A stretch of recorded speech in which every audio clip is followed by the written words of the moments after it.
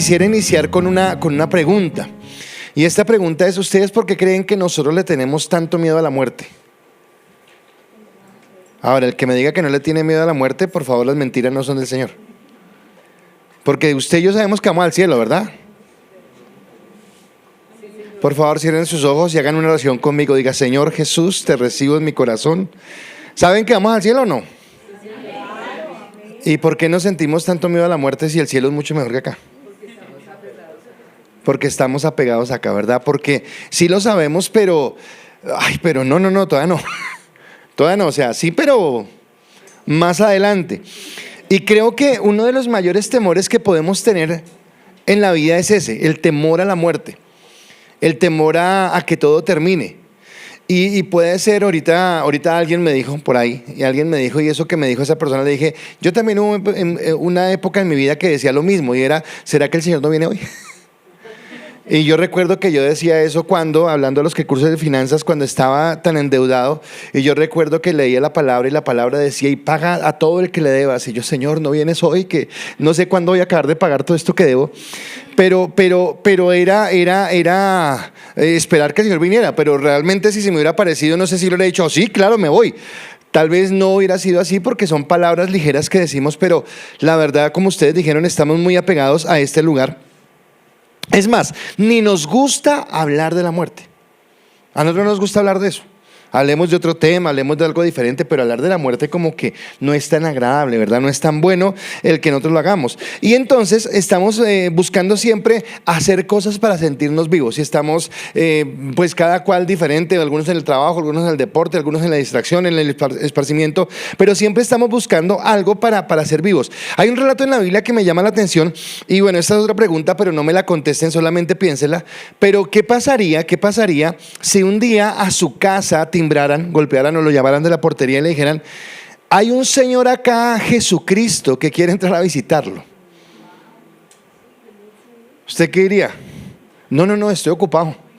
Ay, que venga más tarde. ¿Usted qué diría? Claro que siga. ¿Y cómo lo atendería? Bueno, pues la Biblia nos dice que un día Jesús llegó a la casa de dos hermanas. Llegó a ese lugar. Ahora, yo pensando en esto me puse a analizar y dije: bueno, pues me imagino, llega Jesús y eso es para quedarse ahí sentado escuchándolo. Pero resulta que solamente una de las hermanas hizo eso, María. Pero la otra, ¿qué dijo?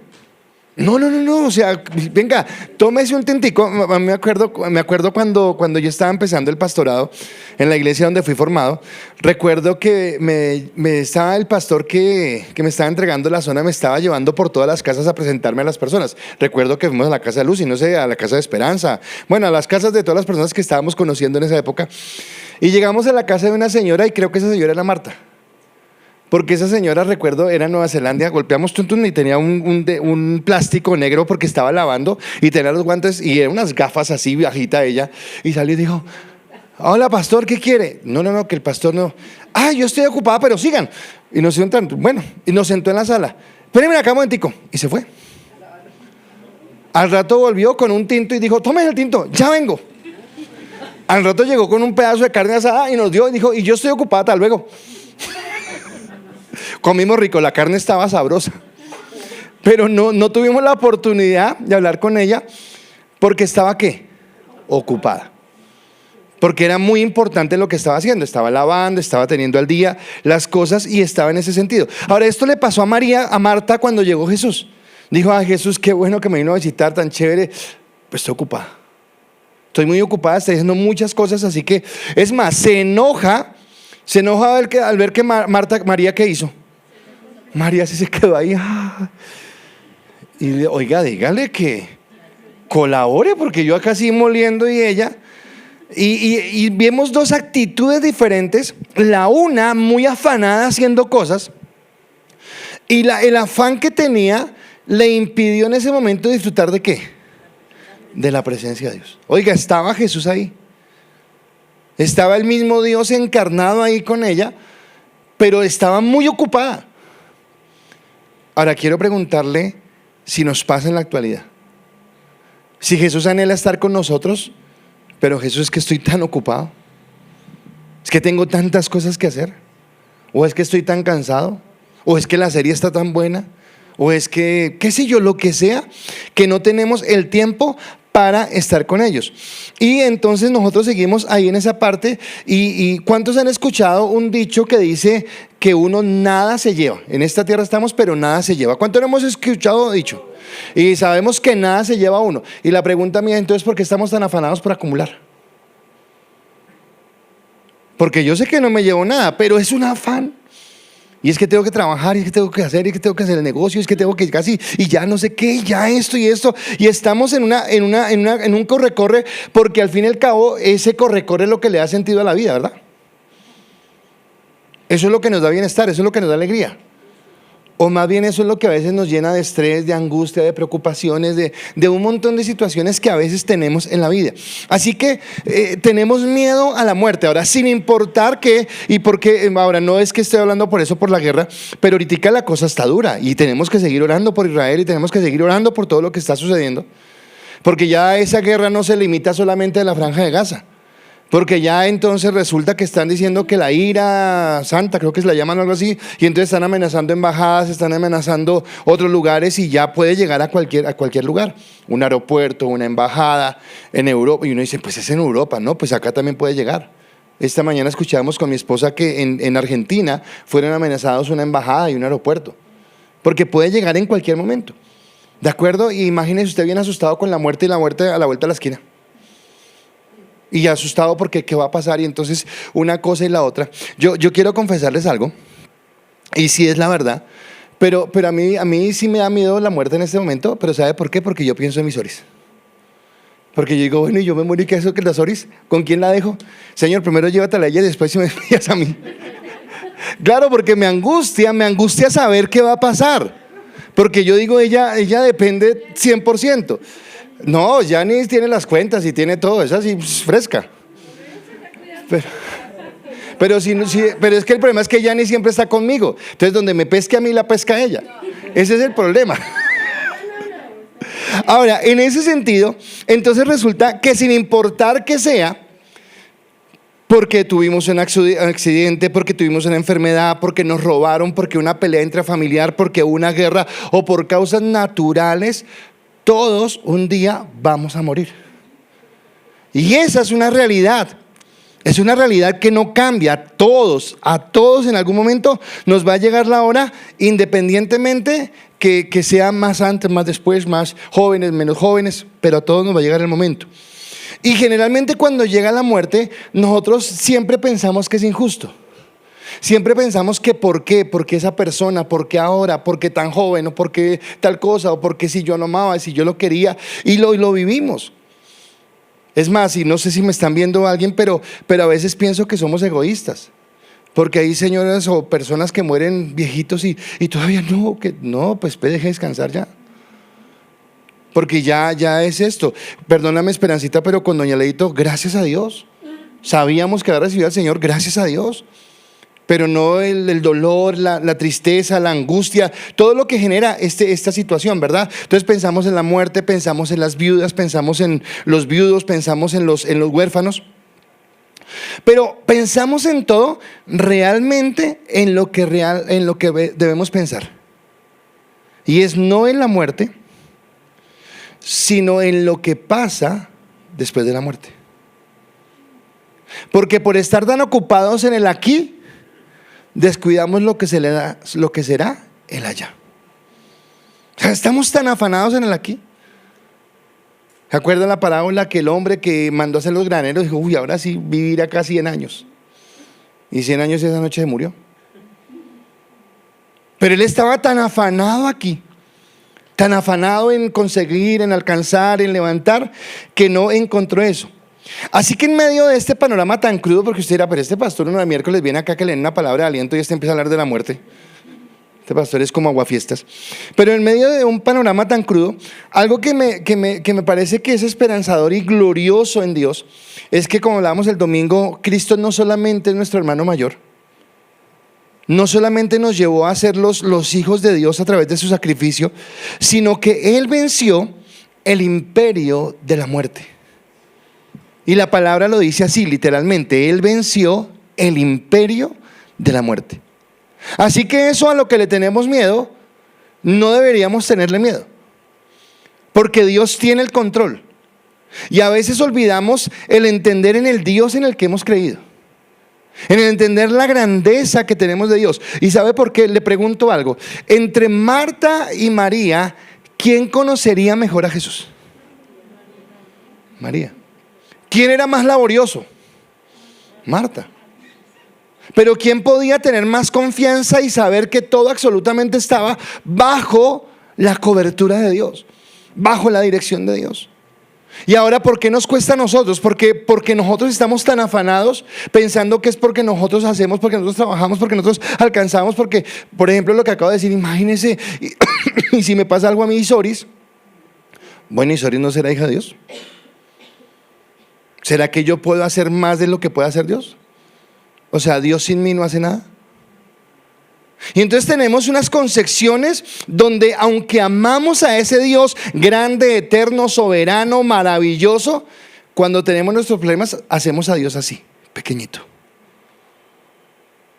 Porque yo tengo que resolver este problema, y cuando yo digo que tengo que resolver este problema, aunque no lo esté diciendo, lo que estoy diciendo es porque Dios no puede, porque creo que Dios no sea capaz, o porque creo que a Dios no le interese. Ahora, ¿por qué es importante entender el imperio de la muerte? El imperio de la muerte, para poder hablar de esto, porque resulta que ese imperio de la muerte por el cual Satanás nos tiene a nosotros subyugados, es el imperio que hace que nosotros, alguna vez le explicaba a la iglesia, o creo que era en un seminario, en esta tierra nunca realmente seremos totalmente felices y nunca alcanzaremos la perfección.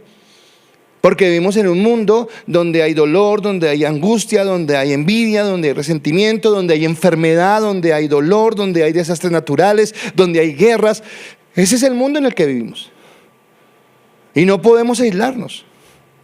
¿Con qué empecé diciéndole? Hay una guerra en este momento en Medio Oriente, pero una guerra en Medio Oriente que tiene paralizado a todo el mundo, que tiene angustiado a todo el mundo, porque en cualquier momento, en cualquier lugar puede pasar un ataque terrorista o qué sé yo. Porque estamos en un mundo que es imperfecto. Así que el mensaje de hoy tiene como título: Cristo, nuestro libertador. Cristo es nuestro libertador. Pero no como una palabra de eslogan, Cristo nuestro libertador, sino realmente entender qué significa que sea nuestro libertador.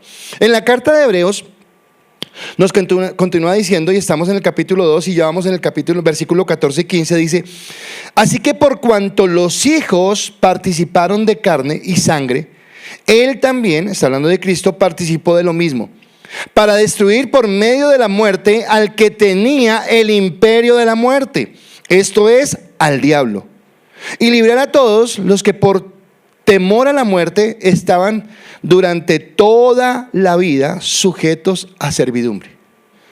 O sea que la muerte, el temor a la muerte, nos tiene sujetos ¿a qué? A servidumbre.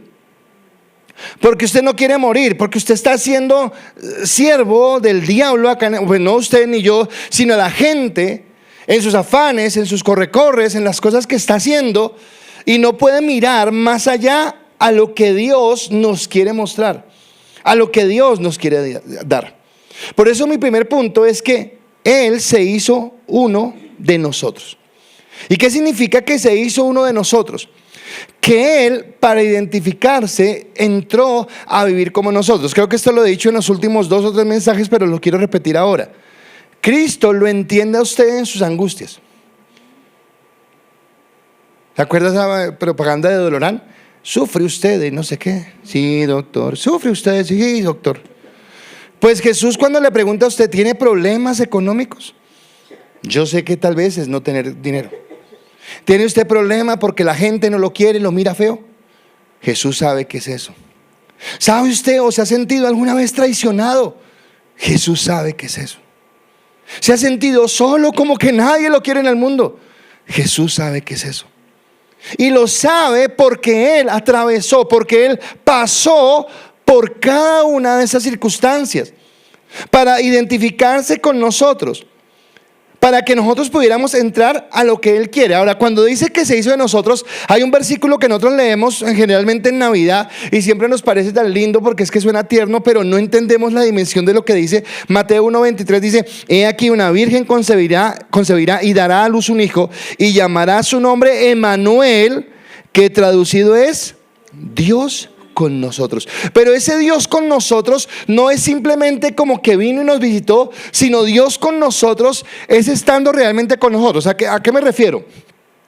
Yo puedo ir a la casa de Wilmar y de Nidia, o puedo ir a la casa de Víctor y de Cata, o puedo ir a la casa de Mateo y de Laura, y voy a ir de visita. Y ellos seguramente me brindarán un tintico, una almojábana, qué sé yo. Espero, ¿no? Ahora, si quieren almuerzo también se puede. Pero yo fui de visita, mas yo no estoy con ellos.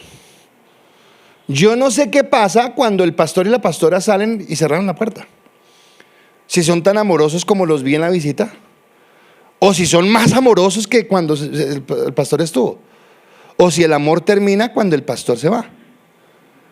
Solamente ellos en el interior de su hogar, y quienes saben es quienes viven con ellos. ¿Y quién con ellos? Joner y Andrei, Santiago y Sofía. ¿Todavía no hay mascota? No. Mateo sabrá lo de Laura y Laura sabrá lo de Mateo.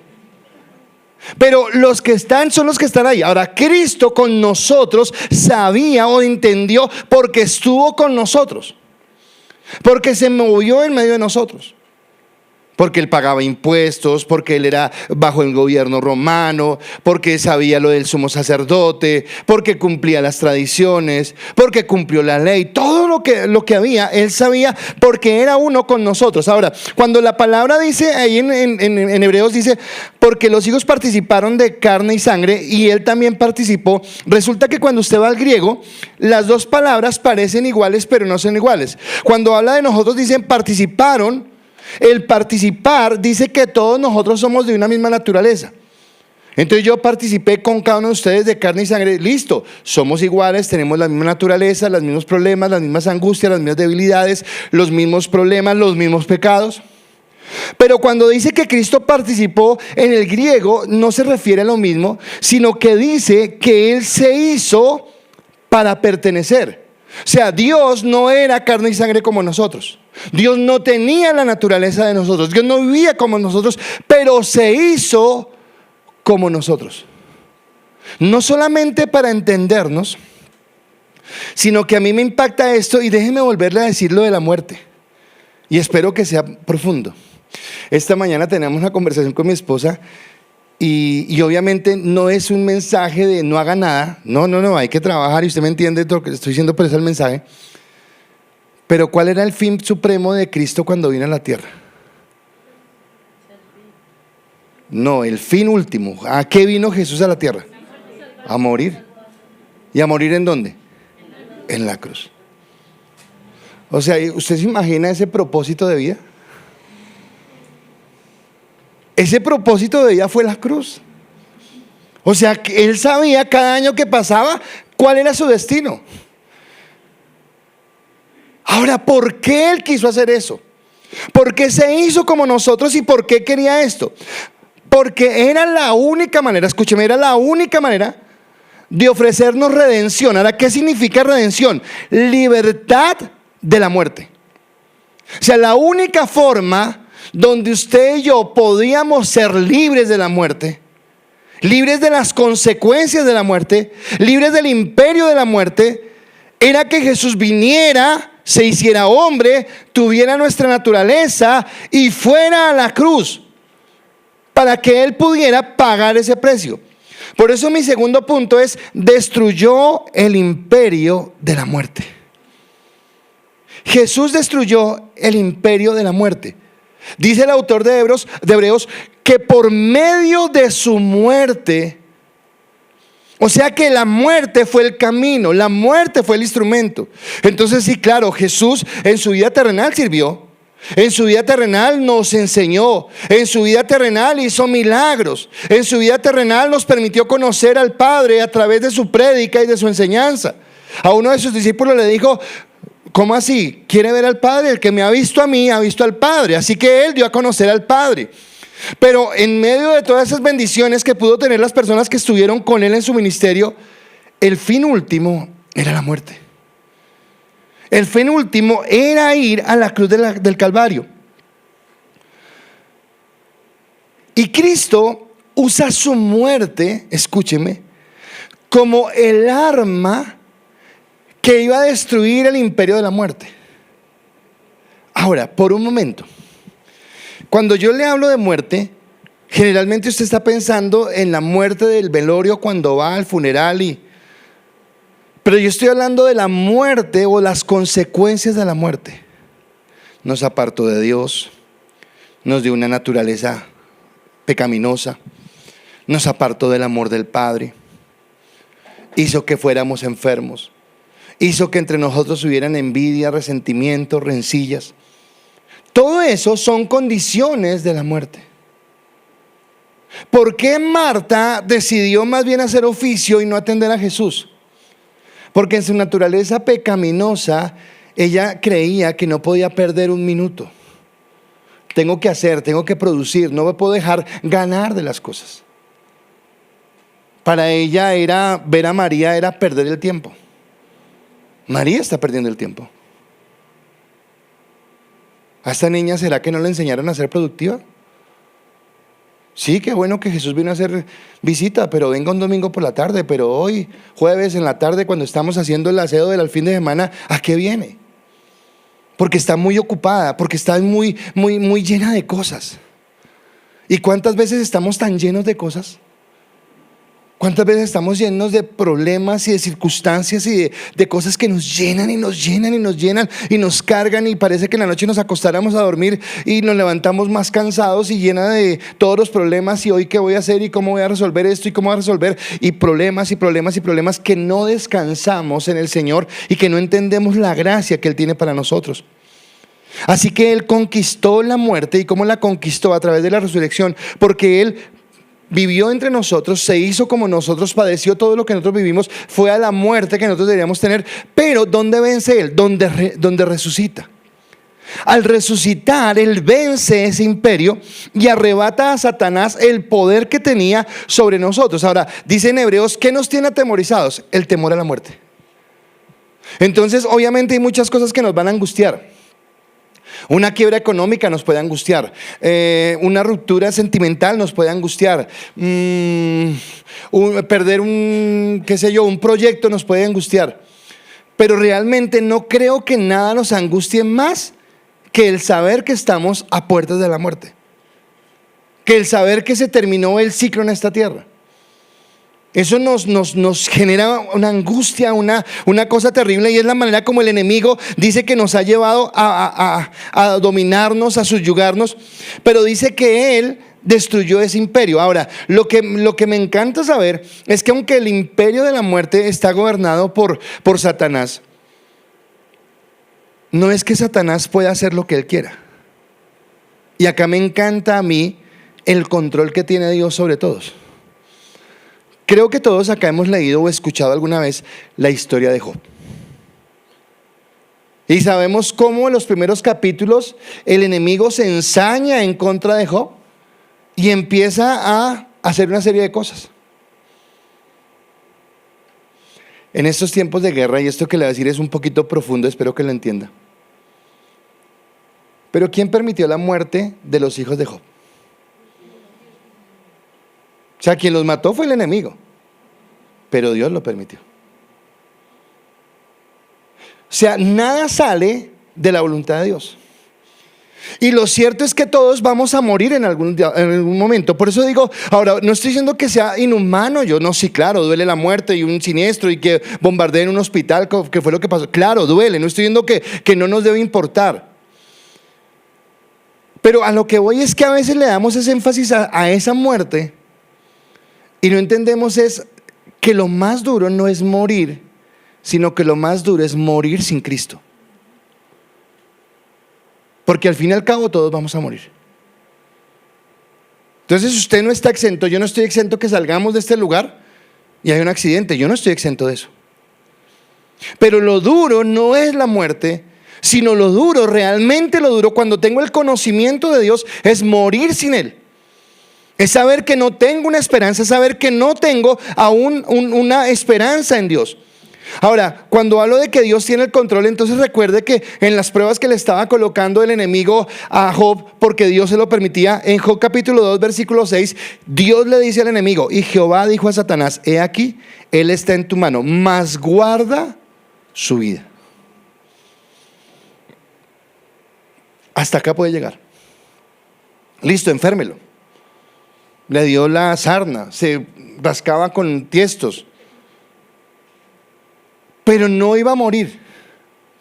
Esta situación me conmueve, porque vuelvo y pienso en mí mismo. Esto no lo estoy diciendo por usted, sino lo digo por mí, pero creo que le va a servir. Porque muchas veces recibimos noticias que nos angustian. Muchas veces recibimos noticias que nos preocupan y nos rascamos la cabeza pensando, ¿y ahora qué hacemos? Pero se nos olvida que Dios tiene el control.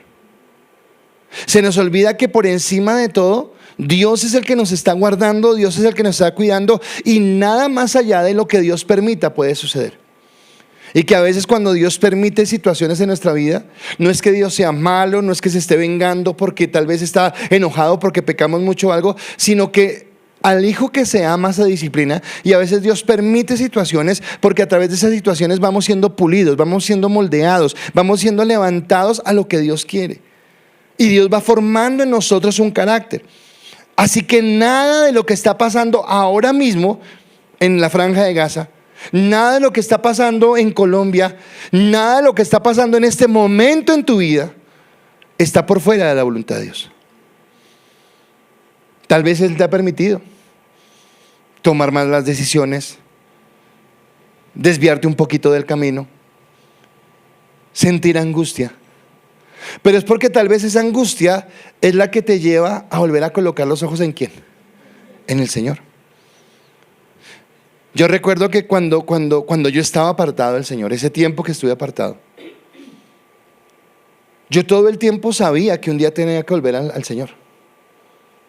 Y perdónenme lo que voy a decir porque suena feo, pero no lo digo con orgullo, pero lo digo como era. Pero la estaba pasando tan bueno en el mundo que yo decía después.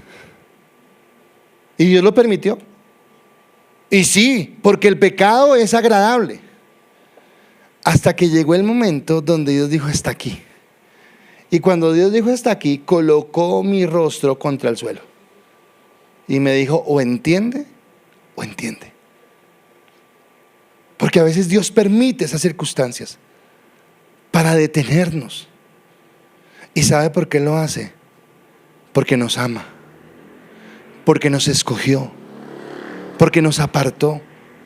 No porque fuéramos mejores que nadie, sino simplemente porque Él en su voluntad decidió apartarnos. Y ahora viene mi tercer punto: somos libres en Cristo. O sea, tengo una libertad que Él me regaló. ¿Cómo éramos nosotros antes de conocer a Cristo? Temerosos a la muerte y sujetos a servidumbre. Ahora, ¿qué es ser sujeto a servidumbre? Sujetos al rol de este mundo. Tal vez ahorita cuando les dije, no, yo la pasaba bueno en el mundo, bueno, pues tal vez no la pasaba tan bueno. Yo pensaba que la pasaba bueno, pero estaba siendo esclavo de las deudas, esclavo del trago, esclavo de una mala vida que no me producía nada, que me apartó de mi familia, que me permitió o no me permitió avanzar en muchas cosas que yo hubiera podido lograr en ese tiempo. Pero Dios lo permitió. Lo permitió porque Él quería hacer algo con mi vida, pero tenía ese temor a la muerte y estaba sujeto a servidumbre. Pero Cristo nos ha hecho libres. Pablo esto mismo lo expresa de otra manera en 1 Corintios 15, versículos 54 al 57 dice: y cuando esto corruptible, escúcheme, esto es la muerte, lleva a que nuestra vida sea eso, y cuando esto corruptible se haya vestido de incorrupción y esto mortal se haya vestido de inmortalidad, entonces se cumplirá la palabra que está escrita: sorbida es la muerte en victoria. ¿Dónde está, oh muerte, tu aguijón? ¿Dónde, oh sepulcro, tu victoria? Ya que el aguijón de la muerte es el pecado, y el poder de pecado, la ley. Mas gracias sean dadas a Dios, que nos ha dado la victoria por medio de nuestro Señor Jesucristo. Así que me está hablando de que Él vino y cambió mi vida. Ahora, usted y yo, en medio de problemas y todo, hemos tenido momentos alegres, ¿verdad? Usted fue feliz el día que se casó, usted fue feliz el día que se graduó, usted fue feliz el día que tuvo un hijo. Bueno, todo lo que genera felicidad en la vida. Pero yo quiero decirle algo y quiero que lo piense, y es que nada, ninguna felicidad que usted tenga en esta tierra, ninguna felicidad se comparará al día que usted se halle resucitado. No sé si usted se alcanza a imaginar eso. Porque eso hoy, ¿qué es para nosotros? Una esperanza. O sea, yo tengo la esperanza de resucitar. Pero hoy, ¿qué es eso? Una esperanza. Primera de Corintios 3, el último versículo dice: y ahora permanecen la fe, el amor y la esperanza. Estas tres, pero el mayor de ellos, el amor. Porque hoy, ¿qué tenemos? Una fe y una esperanza. De que un día, esto corruptible será vestido de incorrupción. Y esto mortal será vestido de inmortalidad. Pero ¿qué cuando usted llegue a ese lugar y compruebe que realmente era cierto? Y esté a la mesa del rey y pueda disfrutar de la gracia. ¿Recuerdan al rico y Lázaro? Cuando Lázaro llega al lugar donde está Abraham. Y ahora yo quiero pensar qué pensaría Lázaro. ¿Qué pasó? ¿Dónde estoy? ¿Pido limosna? No, acá no se pide limosna. Acá todos somos iguales. Cuerpos glorificados. No hay muerte, no hay dolor, no hay angustia, no hay tristeza. Un gozo permanente porque Cristo está en medio de nosotros.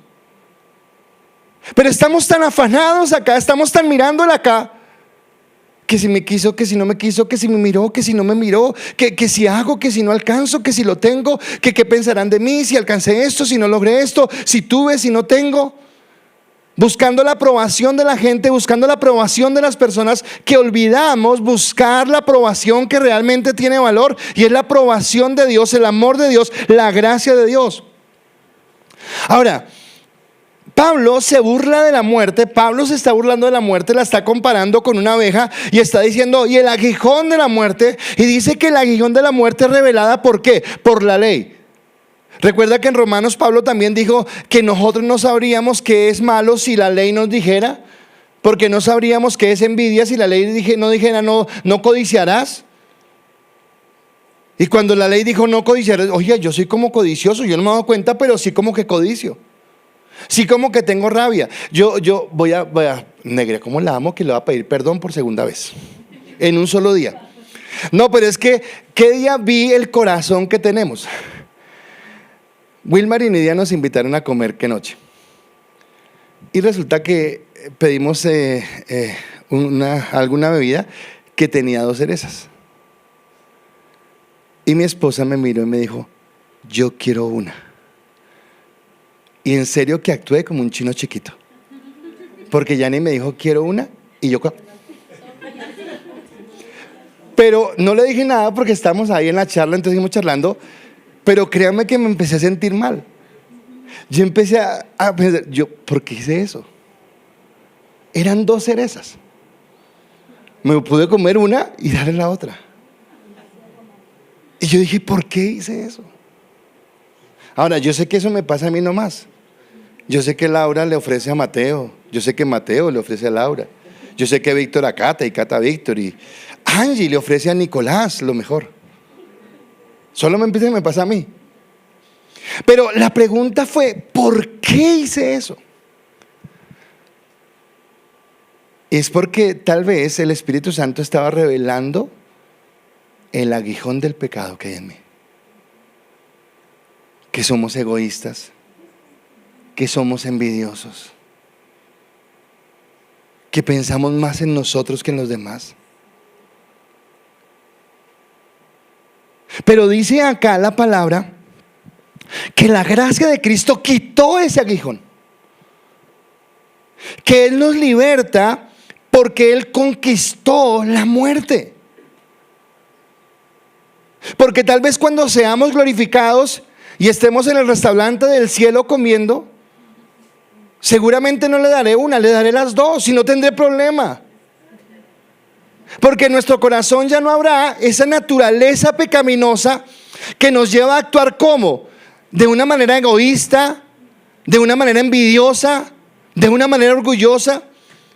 Porque seremos libres de ese aguijón del pecado que nos lleva ¿a qué? A la muerte, y que nos lleva a la separación de Dios. Ahora, en esto tan espectacular, quiero que entienda algo, que nosotros el temor que le tenemos a la muerte es porque aunque somos cristianos y hablamos de la eternidad y caminamos en la gracia de Dios, a veces miramos la muerte como si fuera el final. Y usted dice, y llegué al final y no hice todo lo que quería hacer, porque usted está pensando en lo que tiene que hacer acá. Lograr, comprar, terminar, producir, bueno, lo que sea. Y olvidamos que la muerte no es el final, sino que la muerte es el inicio de la eternidad. De la eternidad. Que en esta tierra, dice la palabra en los salmos, que los más vivarachos viven hasta 80, 90 años. Y los que nunca comen hamburguesas sino solo lechugas llegan hasta los 100. Pero por más que coman sano, algún día van a morir. Pero que la muerte es el inicio. Ahora, nosotros podemos decidir estar tan ocupados como Marta para no escuchar esta palabra y que Jesús nos diga lo que le dijo a Marta: Marta, Marta, afanada y turbada estás con muchas cosas. ¿Cómo estaba Marta? Afanada. Entonces yo he escuchado jóvenes que dicen: no, cuando sea viejito y haya disfrutado de la vida, ahí sí busco al Señor. No, cuando saque a mis hijos adelante, ahí sí busco al Señor. Cuando saque mi carrera adelante, ahí sí busco al Señor. Cuando acabe de pagar mi casa, ahí sí busco al Señor. Cuando me haya divertido harto, ahí sí busco al Señor. Y de pronto cuando busque al Señor ya es tarde, porque estuvo tan ocupado y tan afanado haciendo tantas cosas que no buscó al Señor. O podemos estar atentos como lo estuvo María, y que el Señor diga de nosotros como dijo de María. Y me impacta a mí esta frase: pero solo una cosa es necesaria, y María ha escogido la buena parte, la cual no le será quitada. ¿Por qué le hizo el reclamo Marta a Jesús? Porque ella pensó que María estaba perdiendo el tiempo. Pero ¿qué dijo? Si tú quieres seguir afanada, si quieres seguir corriendo, si quieres seguir estresándote, si quieres seguir luchando porque la gente te reconozca, te vea, te mira qué tan maravilloso eres y fantástico eres, hazlo. Es tu decisión. Pero solo una cosa es necesaria, y María ha escogido la buena parte, la cual no le será quitada. En Romanos Pablo escribió y dijo: porque la paga del pecado es muerte, mas la dádiva de Dios es vida eterna en Cristo Jesús, Señor nuestro. Así que en medio de un ambiente tan desesperanzador, creo que les dije hace 8 días cuando estábamos hablando acerca de la guerra que está en este momento, y yo les decía de la angustia que yo sentí, porque fue literal, sentí angustia cuando acá en Bogotá y en Colombia se estalló eso que llamaban el estallido social. Recuerdo que en el conjunto donde nosotros estábamos salió gente a tocar la cacerola, y en serio, estoy hablando de mí, me sentía angustiado y quería salir al balcón de mi casa y gritarles: ya, cállense, no estoy mal. Recuerdo que lo único que pude hacer fue encerrarme en mi cuarto y botarme de rodillas y decirle: Dios, ayúdame.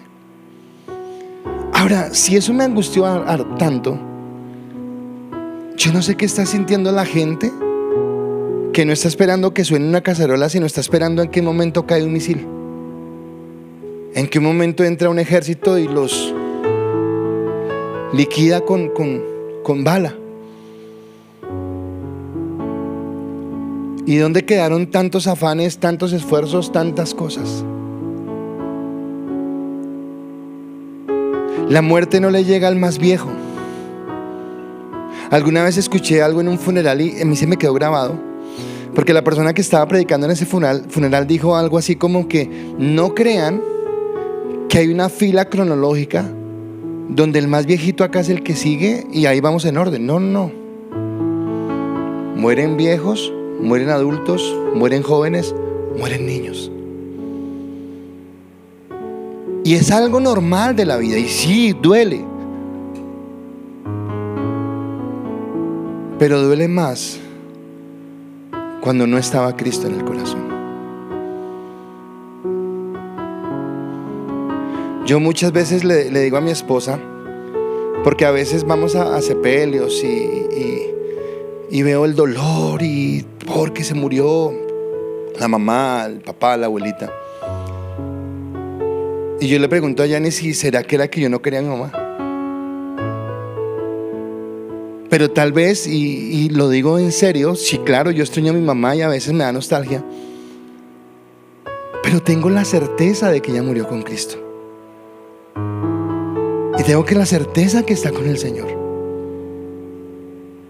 Si no hubiera muerto con el Señor, tal vez sí tendría angustia, porque ya no hay nada que hacer. Pero se fue con el Señor. Porque solamente una cosa era necesario.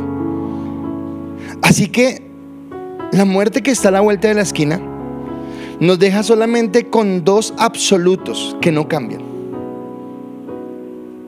Y al final de cuentas, cuando tú mueras, no va a haber un balance de tus logros y esta persona que dejó esta casa, este carro. No, no, no. Sí, hay gente que de pronto tuvo más reconocimiento. Murió el pintor Botero y obviamente, y tal vez por la marca cultural que dejó. Pero al fin y al cabo, cuando lleguemos al Señor, eso no sirve. A Él, para llegar a la presencia, no le sirvieron las estatuas ni las pinturas, nada. Nada nos servirá, solamente qué hicimos con el nombre de Cristo, con el que venció el imperio de la muerte. Y entonces, si nosotros por el pecado nos apartamos del Señor, lo que nos espera es una condenación eterna. Pero el otro absoluto es que Dios otorga a los pecadores inmerecedores de ese perdón su gracia, simplemente por el hecho de haber creído. Así que si tu vida hoy está enredada, si tu vida está como un bulto de anzuelos, dicen por ahí, dice la palabra: estad quietos y conoced que yo soy Dios. Y sí, claro, en esta tierra Él nos dará bienestar, nos dará bendición, nos dará su gracia. Hay que trabajar mañana. Digo, el pastor dijo entonces, no, mañana hay que trabajar, madrugue, cumpla. Pero entender que realmente lo más importante es tenerlo a Él. Había un programa cristiano, se llamaba Club 700. No sé si alguien lo vio. Y en el Club 700 había una escena que hacían y me encantaba, porque decía que un señor muy rico había muerto y había dejado un montón de propiedades, de fincas, de casas, de carros, y entraron en subasta. Y toda la gente fue a comprar lo más fino que él tenía: las casas, los carros, lo que había. Pero había un cuadro que era el cuadro más simple y era una fotografía de su hijo. Y entonces el que hacía la subasta dijo: bueno, vamos a empezar por el hijo. Y toda la gente que llegó y dijo: no, el hijo no, empiecen por lo otro. No, empezamos por el hijo. Y dijo: y a ver, ¿quién oferta por este cuadro? Pues nadie quería ofertar, porque no les interesaba. Entonces, como nadie quería, pues el mayordomo dijo: pues yo, porque pues embarrada. ¿Cuánto? Y dio un valor ínfimo. A la 1, a las 2, nadie más, listo. Y cerraron. Para el señor que está allá: había una cláusula en la herencia que decía: el que recibe al hijo tiene la herencia.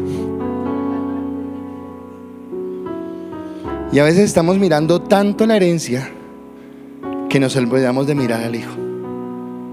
Y el hijo es realmente lo importante.